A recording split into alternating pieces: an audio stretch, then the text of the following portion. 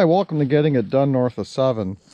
I've never done a video on my snowblower, but I wanted to talk about this Yardworks snowblower that I have.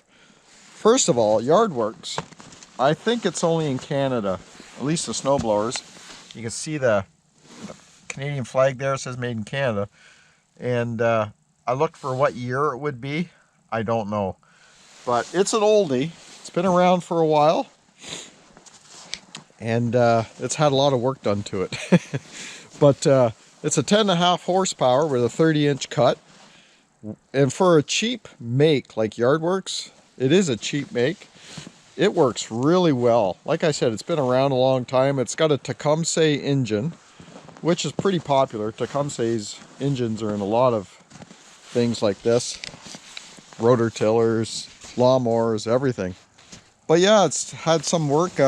Choke lever broke, so actually my dad fixed this one. He made up this choke button, so you just push it in, pull it out. It has electric start, but right now the electric start is not working. Hasn't worked for a year. This will be the second winter. I just can't be bothered, you know. I mean, maybe in the summer I'll take it apart and fix it. But like I said, I've been very fortunate. I just pull start it and it works. I always shut my fuel off right here when I'm done. Always shut my fuel off. One thing I am negligent about is the oil. I am going to change this week. I've made the decision I'm going to change it. But look how dirty this is. It's, well, hang on. That's black. Just terrible. But I got to change the oil. It's been a couple of, I'm going to say about 3 years since I changed the oil, which I'm sad to say.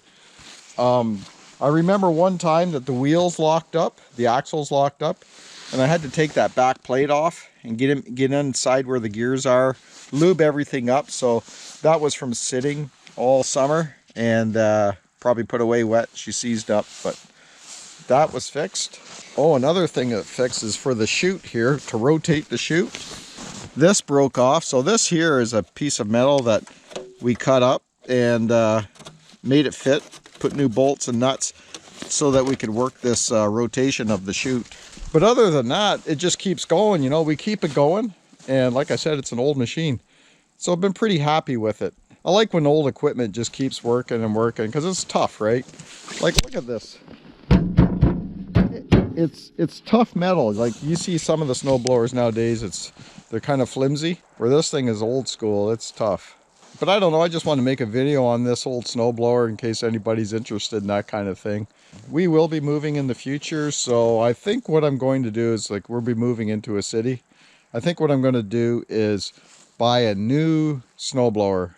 And I'm really looking at Aaron's snowblowers. I don't think I'll need to plow because I don't plan on having a big driveway. So a good snowblower will do the job. I am not into shoveling. I've had years and years of shoveling. I'm sick of it, so we need equipment. Either it's going to be a plow or it's going to be snowblower.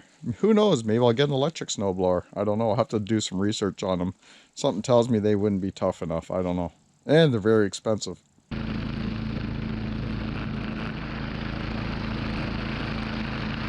Here I'm just going to do a bit of snow blowing and cleaning up the edges. I did the whole driveway with a snowblower before this, and now I'm just cleaning up the edges.